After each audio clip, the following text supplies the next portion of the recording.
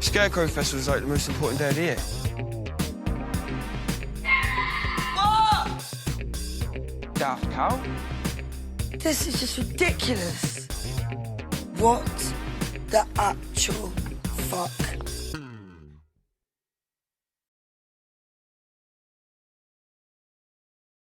The following podcast contains strong language, like what the actual fuck. Hi, I'm Ashley McGuire, aka Big Mandy, and you're listening to What the Actual Fuck. Scarecrow Festival is like the most important day of the year. What? Daft Cow? This is just ridiculous. What the actual fuck? Hey, what the actual fuckers, and welcome to WTAF of This Country podcast. And it's a recap episode, so that means that I don't have to do "and here's Neil" and do a funny quip in a This Country style.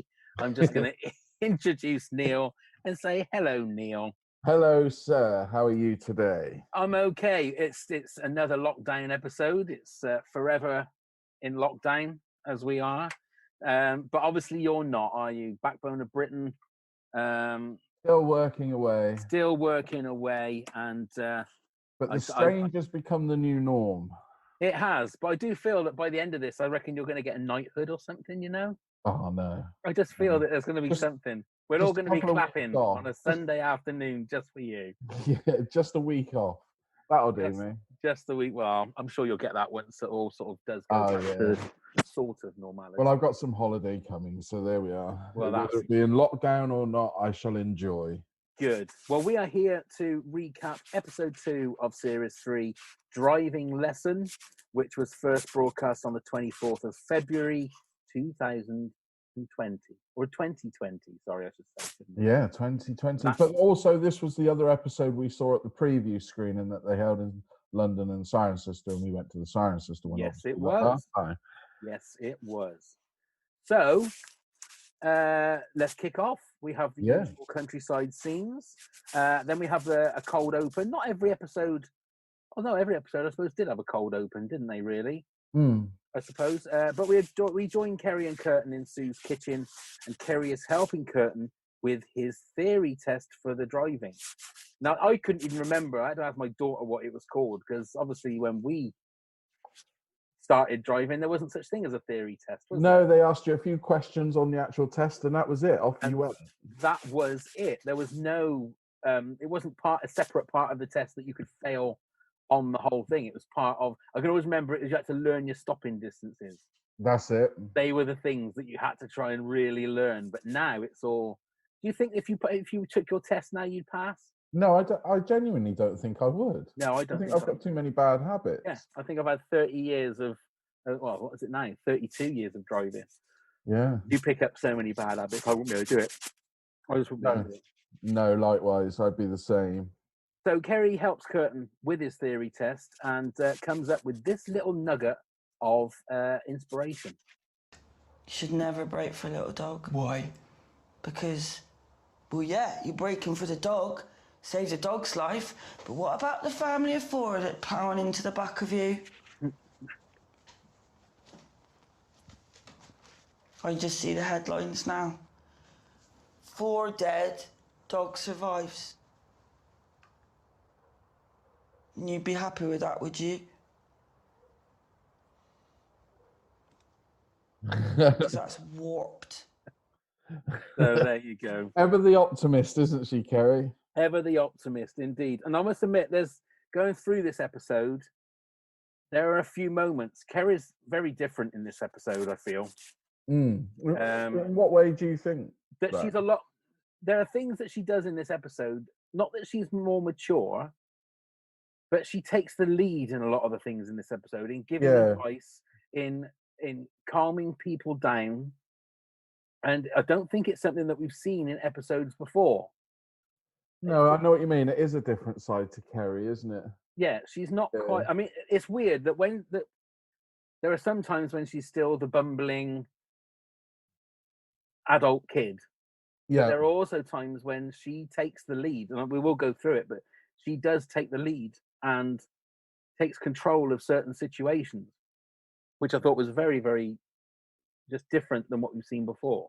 A sign of maturity we've not seen before. Yeah, yeah.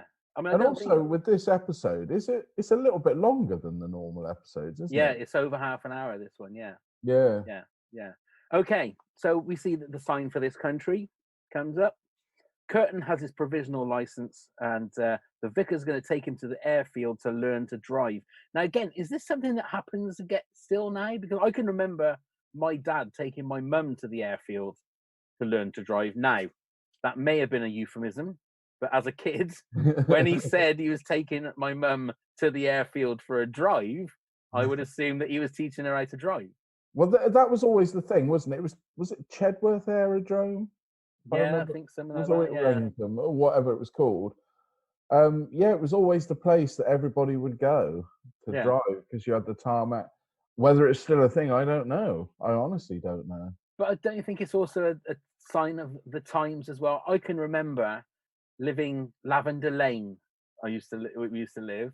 Yeah. Which is in Cirencester, and my dad putting me on his lap to drive, and I was steering. That's it. While he was driving. I was 27, mind. But no, but I don't know. I must have been 8 or 9, something like that. Yeah, my dad used to do that to me. I think I did it to my lad a couple of times. Did you? I would think that, like, in the nanny state that we live in now, you could never get away with doing stuff like that. Oh, really? Well, yeah.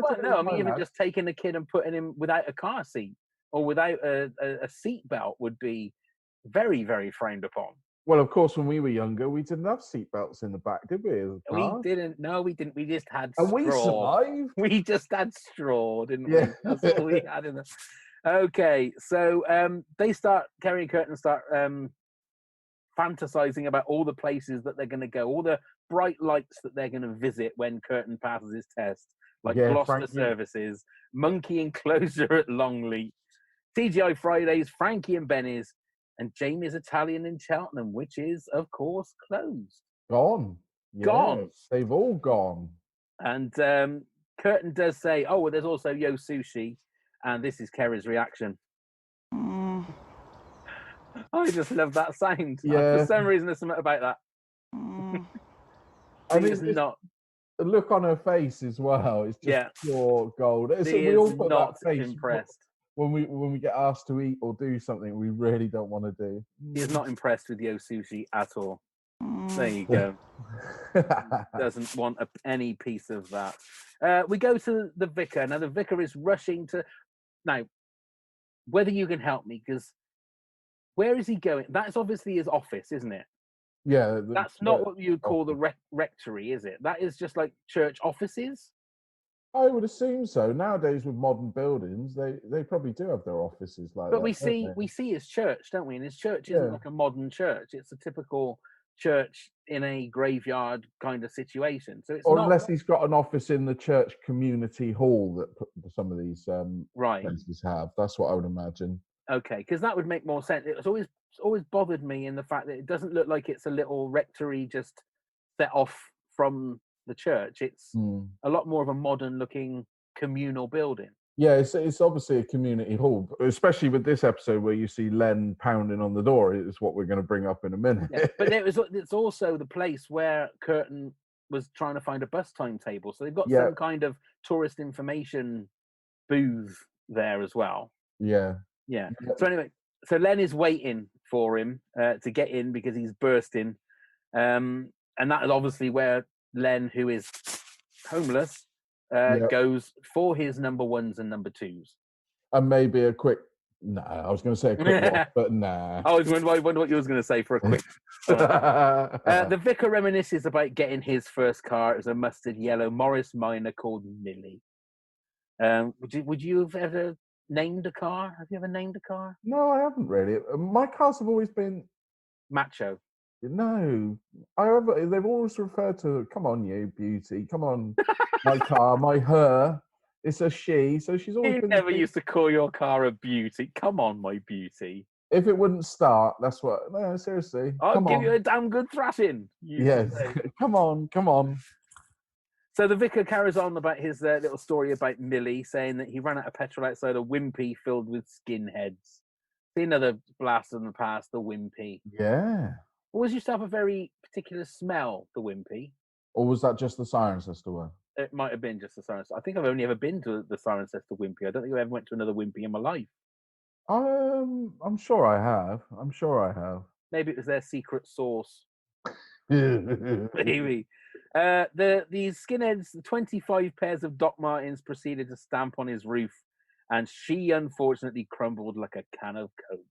Yeah, I felt sorry for him when he was revealing that. He has had a lot of like bad luck, hasn't he? I mean, I felt sorry for him obviously all the way through this episode because he does a lot of reminiscing, and he doesn't seem to have had a very peaceful and nice past. No, he's had a lot of troubles in his. Yeah.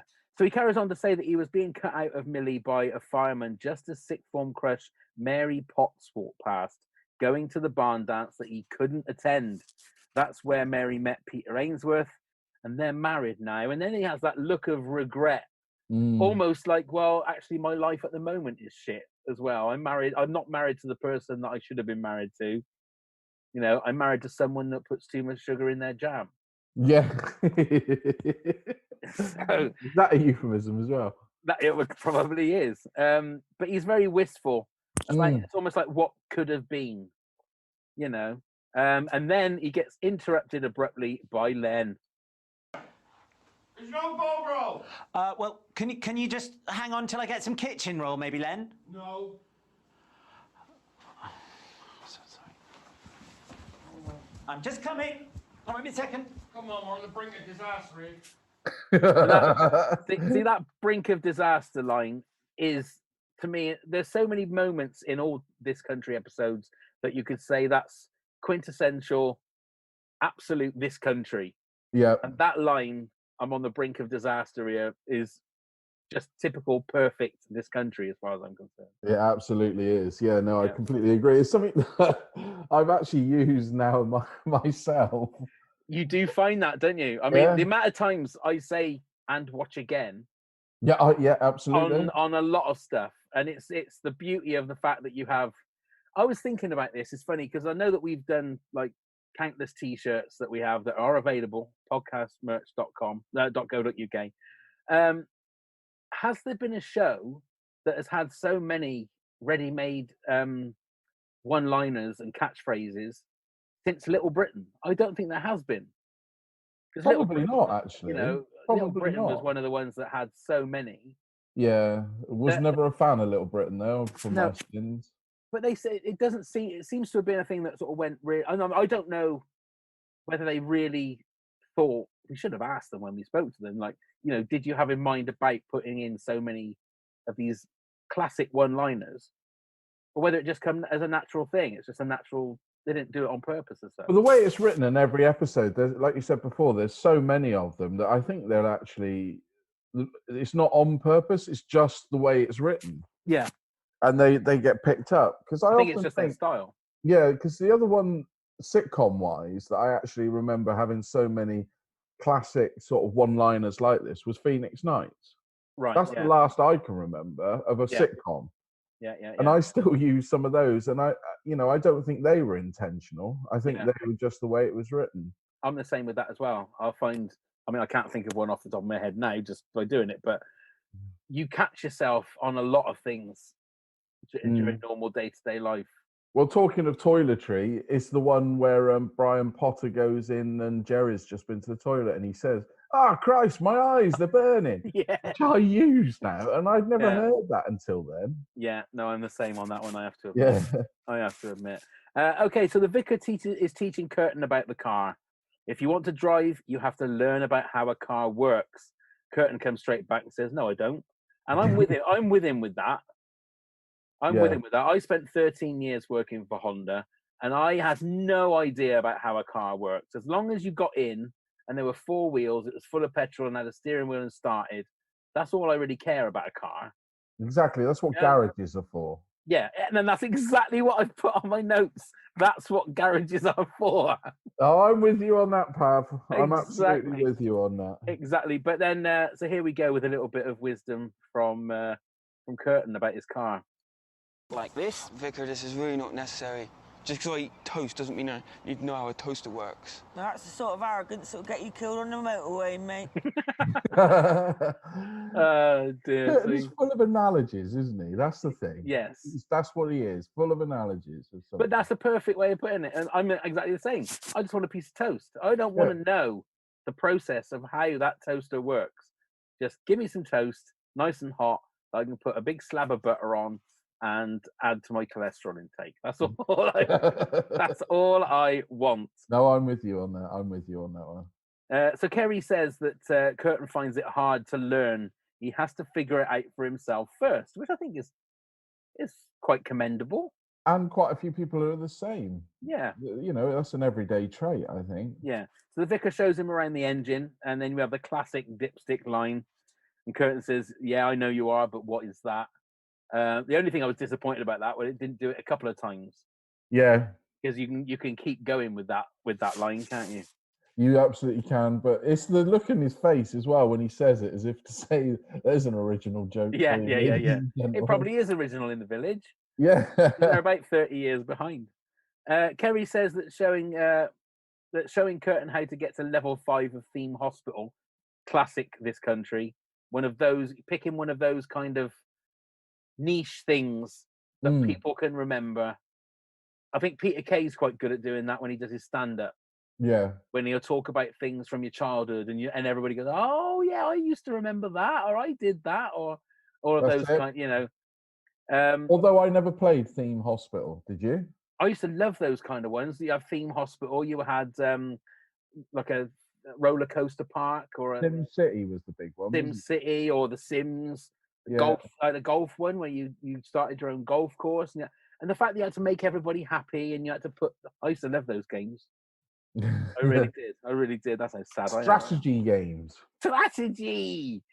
And then she comes up with the fact that Curtin got so upset that he threw a Miller corner and hit her in the corner of her cornea, and actually she was stood in the corner of the room. Yeah, which actually made me laugh because it's another one of those watching me, watching them, watching you. Yes. It's sort of situations that is in. And it's also one of those. On episode. It seems such a simple bit of comedy writing. Mm. It's so good. You know, you could look back on it and you could go, of course, a Muller corner. It's hitting the eye, so it's hitting her in the cornea, and it just writes itself. But it's so beautifully simple that people will sort of go. It's like when you hear a great song that's like a 4-chord song, and you think, "Fucking hell, I could have written that." Well, yeah, no, but you couldn't because you haven't got the skill to take the 4 chords that everybody uses and make something completely different. That's the beauty of like those kind of things. Absolutely.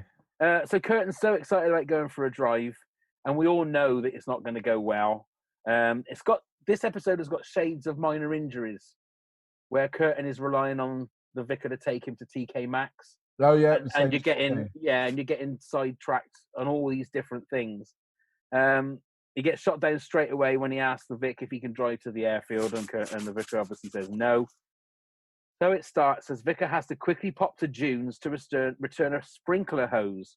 He drops the bombshell that June is opening up her garden to the public, and Curtin is raging. His blood is boiling.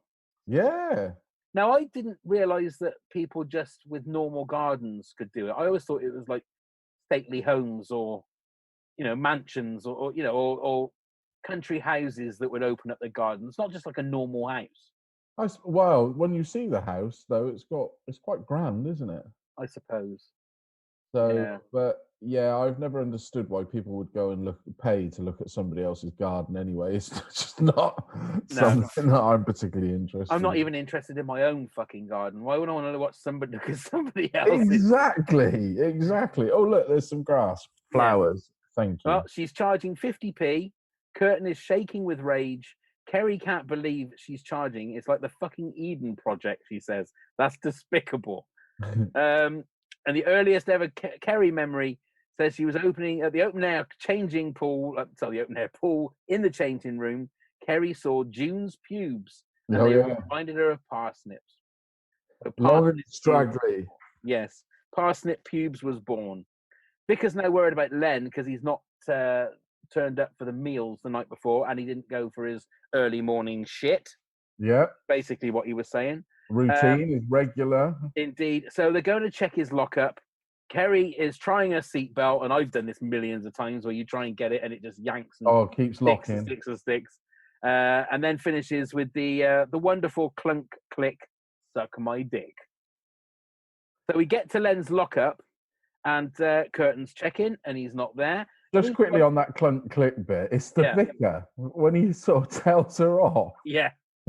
Always made me laugh. Yeah. So But he's like always the parent when it's the two of them there. Yeah, He's always. very parental. Yeah, so Curtin checks to see if he's at the lockup. He's not there. The garage door is open, but he's not there. And he spots Kaylee and goes and have a chat. Kerry says that he's talking. Oh, look at him! He's talking to her sideways, so they can't see his birthmark. And then she does that count thing. They must have been wearing like an earpiece. They must have. Must have been because 5, 4, 3, 2, 1, and then he sort of straightens his curtains. Yeah. And she says, predictable. But the fact is, when he gets, when you talk in a minute, you're obviously going to say it, he gets back in the car after doing that. He's really blatantly, no, I wasn't. Why, do you think she was flirting with me? Exactly. Exactly. I mean, he obviously, the thing is, it's like, because Kaylee looks so innocent and like demure and very fragile, and then you hear all the stories about her and Slugs, and about that, Slugs will take her from behind, and the fact they have this role playing and it's all Kaylee's doing. You sort of think, oh my God, and then Curtin is sort of, you don't know whether he's interested or whether he's not interested. And you think he probably is, because he was interested right from the very start, wasn't he? Yeah, right at the very start. I always get the impression that Curtin's a little bit lonely for the female company, whereas Kerry, we know, is non-sexual, really, isn't he? Yeah. So Vicar gets a call from June about the scuffage on a sprinkler hose. And I put in brackets here, every street has a June. I think they probably do, but those habitual complainers, it's somebody else's fault but their own. Yeah. Get a lot of them where I work. Naming no names. Naming no names, but we get a lot of them at work, and you think, is that all you've really got to complain about? Exactly. So the vicar is a bit upset. Kerry taunts Curtin about flirting with Kaylee, and obviously Curtin starts off being very defensive and saying, oh, why would you say stuff like that? And then finishes with, well, do you think she was? I think she was flirting a bit. Yeah, exactly what you said. So we stop off at the market square because the vicar wants to just have a look to see if Len is out and about. And Kerry wants a snack. Oh, if you're going to the shop, can you get me something real quick? Yes, I suppose. Can you get me some Dairy Dunkers, the tubes, not the breadsticks? Yeah, okay. Oh, and a bag of Quavers, like the grab bag. You'll know the difference because it's considerably larger. Okay. Oh, and a Ripple as well would be great. And if I haven't got that, a Top It will be fine. Also, a bottle of Coke, like full-fat Coke, not Diet Coke, not sugar-free Coke. And don't get me a Pepsi because I will not drink it. Curtin, anything for you? No, just be quick. Oh, and a beef baguette from the bakery as well, please. No, Kerry, I'm not going in the bakery. Well, a triple sandwich from the shop will be fine. It's always a bit too much for him, isn't it? and he really, he's on a hide into nothing because he cannot do right for wrong, ever. No. He's probably going to go there and spend 15 quid on food for Kerry. And if he misses one of those things, if it's not a grab bag of Quavers, she's going to go fucking mental. I know. How often do you think she actually fleeces him for things like that? Oh, my God. I would hate to think. Because he doesn't seem that strong-willed to say no. No. He said no to her there, but not in, it's not like I'm not going to get you something or I'll get you a chocolate bar, but that's it. Yeah. Just exactly. Because he was all that list at the beginning. He was like, "Yes, okay." Yeah. And then as soon as you go to the bakery, no, I'm not going to the bakery. But if you look at it, I mean, we're scrolling on a bit, but you look at it later on, he gets Len a phone. That's true.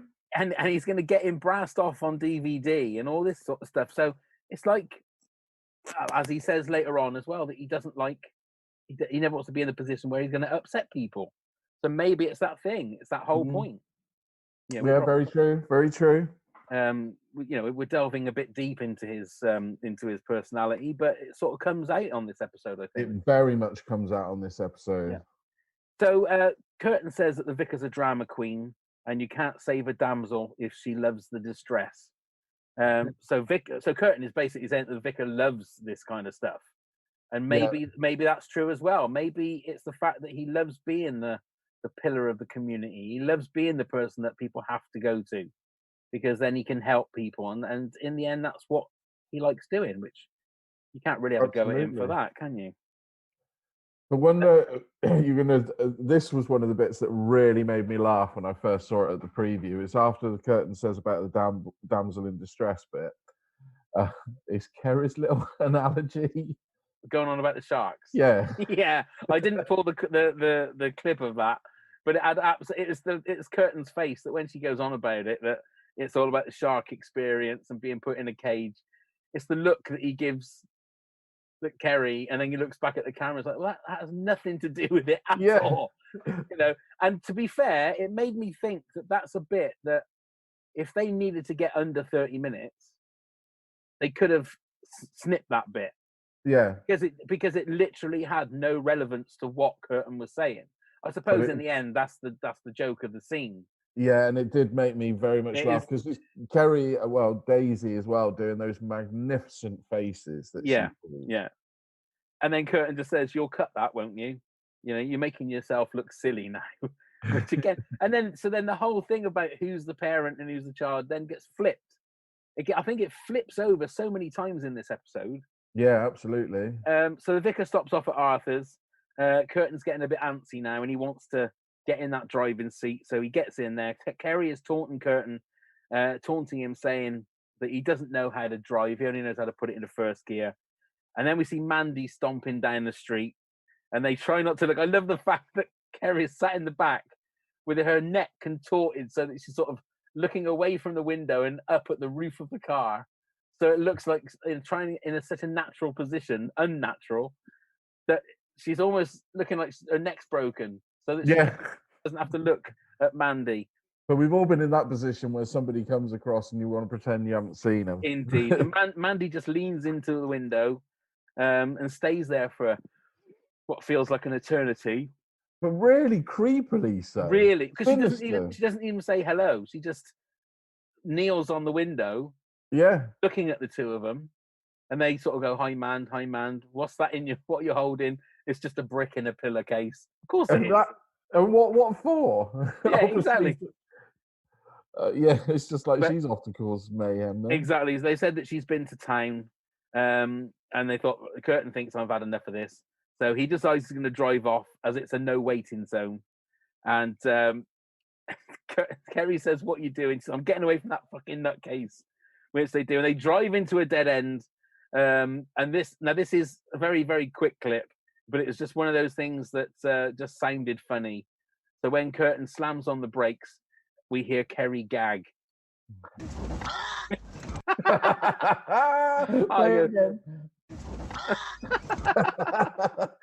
That's because she's got that neck in an unnatural position, and the seatbelt is sort of wrapped round her neck as well. And obviously, Curtin realizes that it's a dead end that he's gone down to, and she's stuck. But this whole bit is probably the comedic moment of the whole episode. I think it is. Well, this is the thing. What I put on my notes is what surprises me about this scene is that Kerry 100% takes control of the whole situation. Yeah, trying to calm Curtin down, giving instructions, giving the wind-up hand of sort of how you're supposed to use the steering wheel, showing him how to turn the wheel, and then telling him, "Oh, just reverse, and then we get Kerry doing the Sue voice. Yeah, absolutely, isn't it? Absolutely. Just listen again. There you go. Yeah, there's Sue. Mother and daughter, like mother and daughter. Yeah. So I can't play it again. Should be a ringtone, that. Curtin reverses into a recycling bin. Kerry gets out to sort the bin out. Curtin does what everyone who's ever been able to drive has done to one loved one in their life. And that's, as you're about to get in the car, drive away. Yeah. I mean, the difference with this is he didn't stop and then drive away again, stop and drive away. Keep doing it for ages. Which is what, I mean, I'm pretty sure everybody has either done that or had that done to them. They must have. As soon as you drive, everybody's got to have a go at doing it. Absolutely. Absolutely. So we ended up... well, there is that bit when she runs after the car, which, to me... It's the way she runs. I know. The only thing is that she didn't like fall flat on her face or fall on her ass while she was running. That would have been funny. But the car ends up back in front of Arthur's house, but obviously the other way around. And it isn't until the vicar starts coming out and Kerry and Curtin have sat down that they both realise, shit, the car is now around the other way. Don't say anything, don't say anything. And the vicar doesn't notice, because he's too wrapped up in, obviously, Len being missing, and he's helped Arthur with his skybox. And if you look, Curtin has these little shifty looks at the camera, sort of like, it's just he doesn't really know what's going to happen. He doesn't know if the vicar's going to fire off on one. But it's such a great scene. The whole bit of that is fantastic. It's so well played. So exactly. So Kerry and Curtin then have a bit to camera where they say that the vicar's not very observant. They changed his picture on his phone from his wife at Windsor Castle to Lucy Pinder topless, and he didn't notice for 2 years. All I got to say about that is that the vicar's a very lucky man. But Yeah, if his wife looks like Lucy Pinder topless, I mean, he's doing well for himself. But it's the bit afterwards when Curtin says honkers, conkers, shooters, and norks. I mean, if that's not a name of a podcast, I put on that. Now, I've never really heard. I mean, I've heard lots of names for breasts in my life.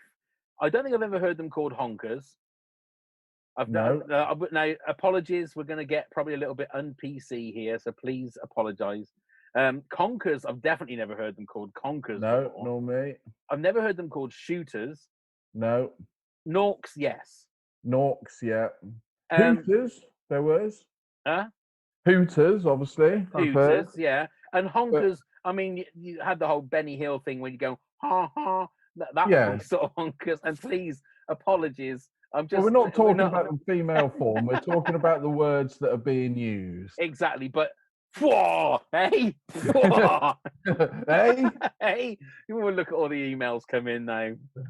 I think it was disgusting. You're talking about women's breasts like that. We're talking about. Look, I've got a wonderful pair of honkers. That's all I'm going to say. We're talking about the word, not the word, exactly. And the fact that he says norks and then points his fingers out from his chest and wiggles them. Now that's something I've seen people do before. Really? Your brother used to do stuff like that. But that doesn't make any sense. I don't know. I think it's. I've never seen a pair of norks do anything like that, unless they're like alien ones. Flipping around. Well, yeah, but like he was doing it where they were all going in different directions. That doesn't make any sense at all. It's cold in there. What do you think? Unless I've been doing it wrong, I don't know. Anyway, that's the un-PC bit now taken out. So let's carry on. Vicar wants to go and look for Len at the bowls club. Kerry says that he's been breaking promises to Curtin left, right, and centre. The vicar tries to plead that he understands. Kerry says that she's sure the village can do without him for half an hour. The vicar's phone rings and it's June. Kerry says that June and Len will be the death of the vicar. Turn off the phone and just go for a drive. The vicar agrees. Kerry taking charge again. And the fact that the vicar agreed, I like that. He was like, do you know what? Yes. Yeah, we will. But the trouble is, see, and I think he's absolutely right to do what he did. Yeah. But if you look at the whole end of the show, it was absolutely wrong to do that. Well, yeah. You know, and it ends up where it teaches him that you don't, you know, the village does need you. Don't ever turn your phone off. Well, that's a lot of pressure for one man. It's a lot of pressure. Absolutely, it is. Absolutely, it is. But, no break. But to be fair, if he's going to choose, I mean, that's nothing compared to what he's probably got to go through when he goes to Bristol. Spoilers. True. Very Right. true. So then we get text on the screen, and it says, for young people in rural areas, the lack of public transport is the most significant barrier to accessing education, employment, and training opportunities. Having a driving license and access to a car is essential, which puts those from lower income families at a severe disadvantage. Thank you. Yes. Kerry, Curtin, and Vicar are now driving around the airfield nice and gently. Curtin says that he can't see anything out of the mirror, that Kerry's big bloated John Travolta head is in the way. And then Kerry says, right, because Kerry is sort of telling him what to do, the Vicar's telling him what to do. Kerry says all it needs is a small tin of sweets to keep her entertained, which is on the front of those dashboard. sweets, those driving sweets that we all used to enjoy nicking one, but once we ate them, realised that we didn't enjoy them that much. Oh, really? The ones covered in flour.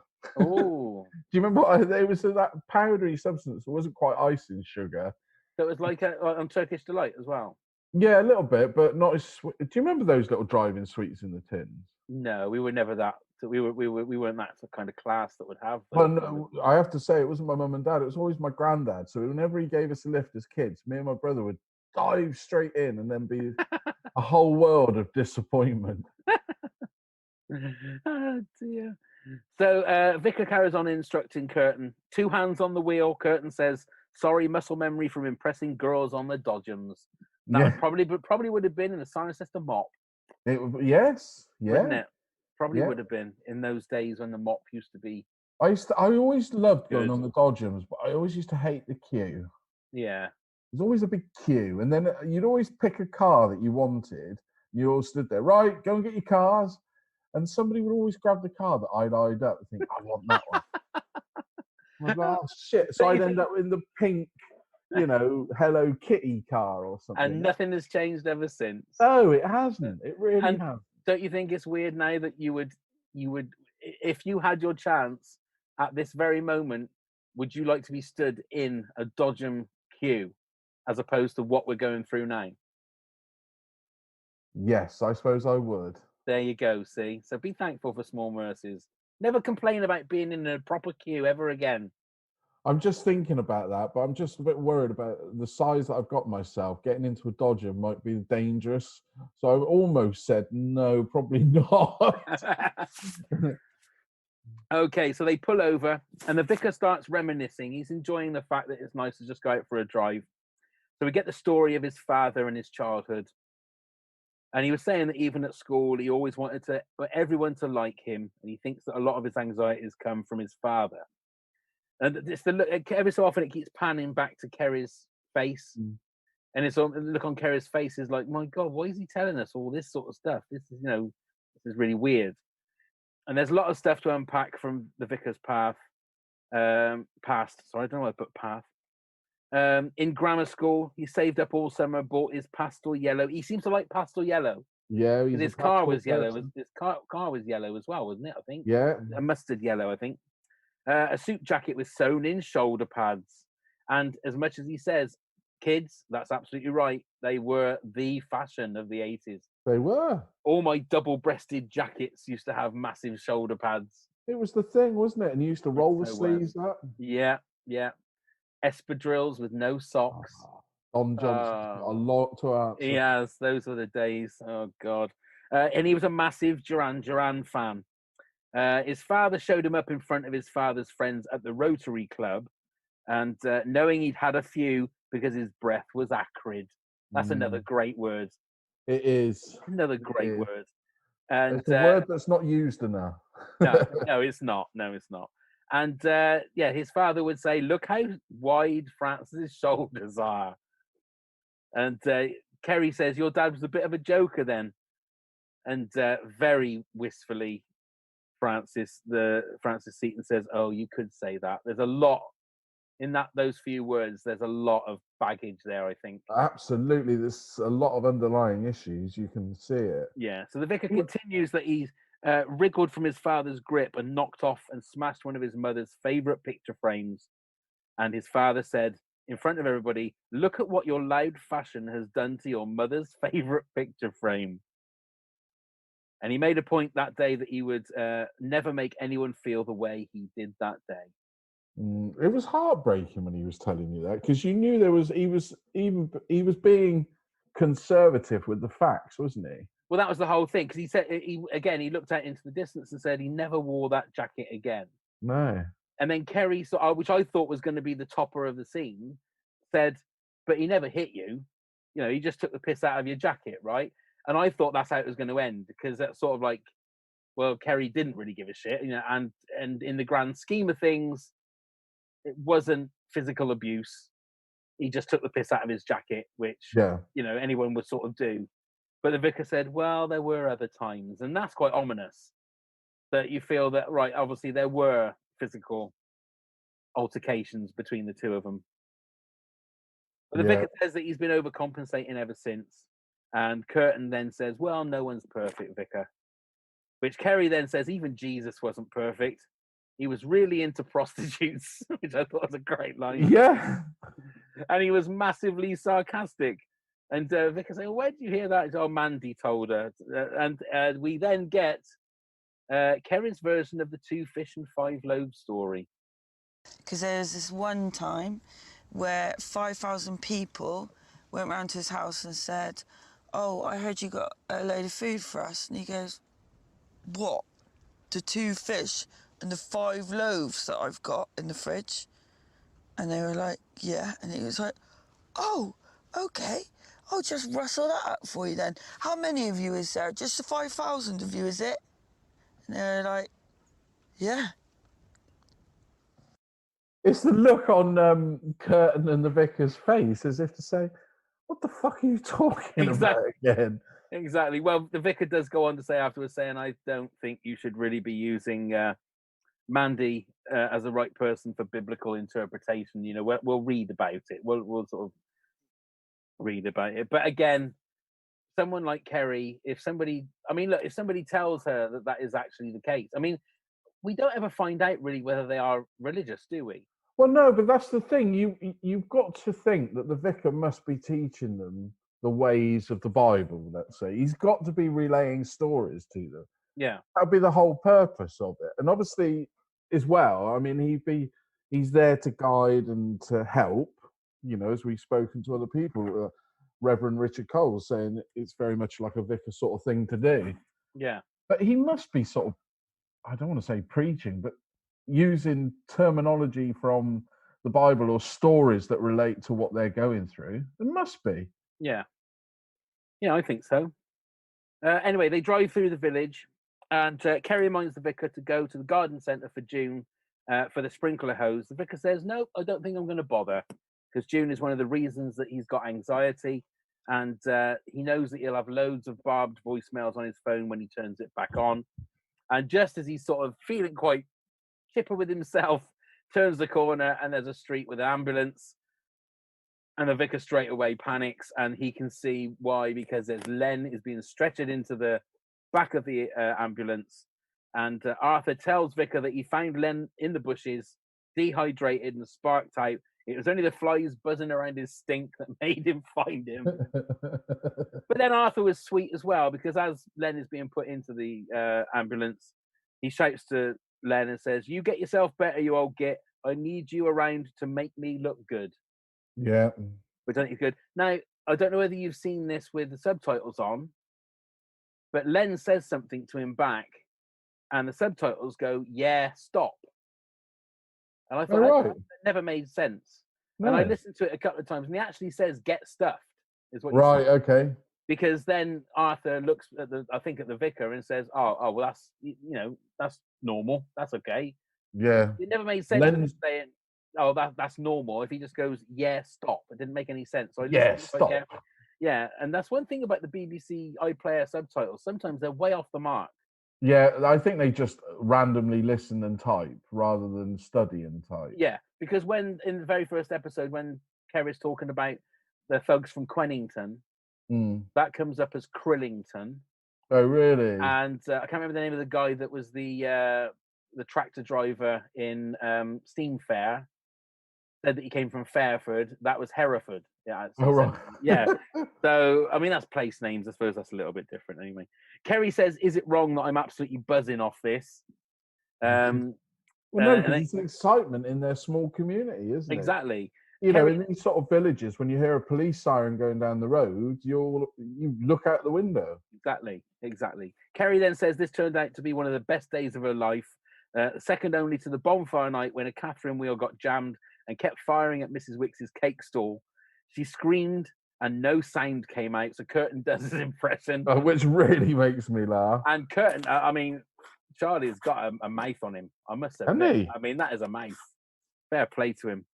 Kerry then asked Curtin to do his impression of Farmer Jenkins finding out his wife was dead.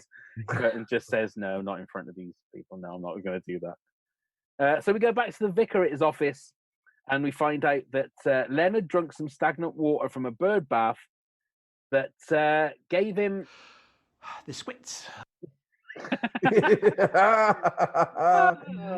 That's a great terminology. The squits. What did it give him, Vicar? The squits. Right, and the way he performs that. The squits. He was kept in hospital overnight. Now Vicar has given him a mobile phone. I mean, I don't know whether or not he's bought him one or he had a spare one. I don't know. But then again, I suppose you can buy these cheap pay-as-you-go. Yeah, a tenner. But it's still output for him because you've got to put credit on it. Yeah, stuff like that. So, but he says that if Len needs anything, all he's got to do is call him. This time he won't leave his phone off. Lesson learned. Just he says that the phone rings. It's Len. He wants crisps. Even though the vicar says that maybe you shouldn't have so much of a salt intake. Nope, he wants crisps. And Brast off on DVD. And just as the vicar then is going to try and find out, how are you feeling? How's everything going? Len doesn't want to know. It's another situation where the vicar is putting himself out there. People just take him for granted. Don't give a shit really about what the vicar feels. And it's not really a kick in the teeth because I think the vicar knows that that's what the situation is. Absolutely. It's become the norm, hasn't it, for him? It is. The squits. I just thought I'd put that back in. So then we finish with Kerry and Curtin walking past June's garden and absolutely loving the fact that no one has visited her garden. She's put it down to 20p. She couldn't even count on the vicar. I think because the vicar had the squits. And they're basically the episode finishes with Kerry and Curtin flicking the V's up at June. Hand gestures and all. And and that's how the episode finishes. It is one of the greater episodes of this series, I think. Driving Lesson. It's by far probably one of the funniest episodes. I think so. Laugh out loud moments. I think so. We've got a few comments from some listeners and some viewers, obviously. So Connor Gilmore said it has to be the scene with Mandy and Curtin's driving the car. Kerry's run as well has to be one of the most iconic scenes in the whole show. Yeah, I would agree with that. I do agree with that. Sarah said, we're so surprised to see Kerry in a more mature role than we've seen before. Ah, there we go. There are not everywhere. No. Not in every scene, but there definitely are moments.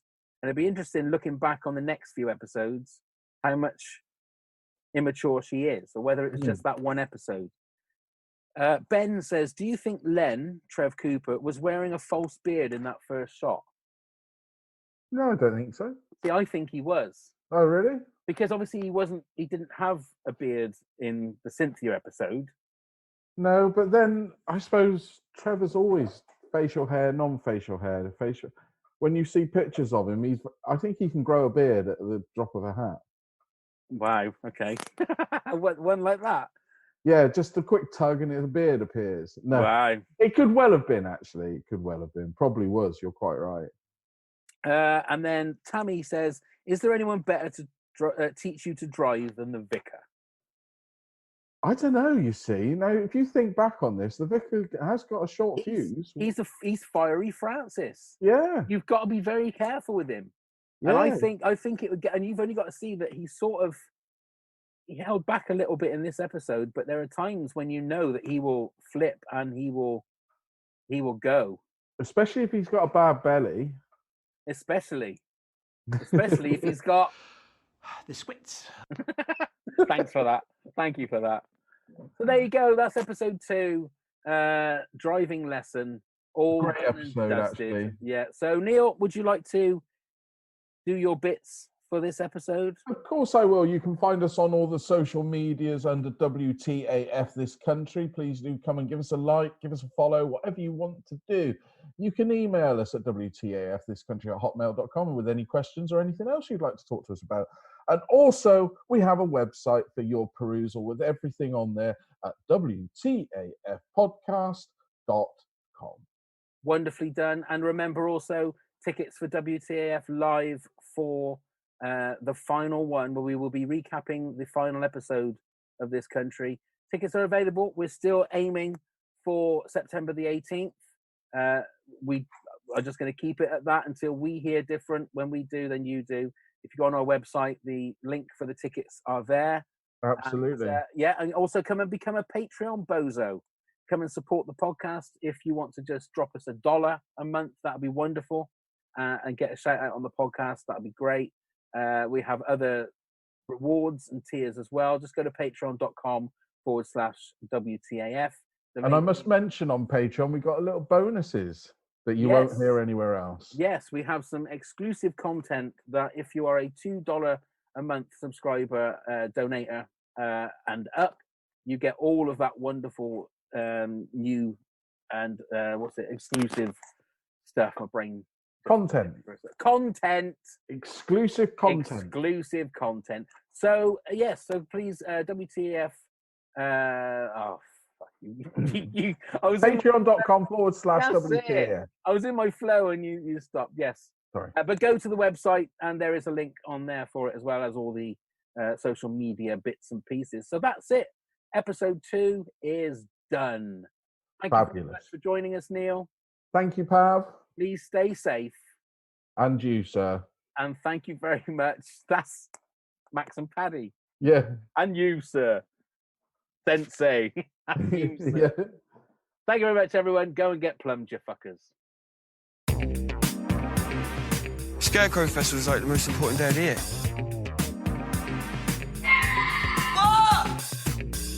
Daft Cow? This is just ridiculous. What the actual fuck?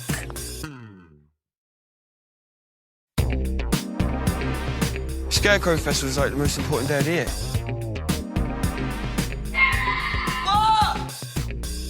Daft Cow? This is just ridiculous. What the actual fuck?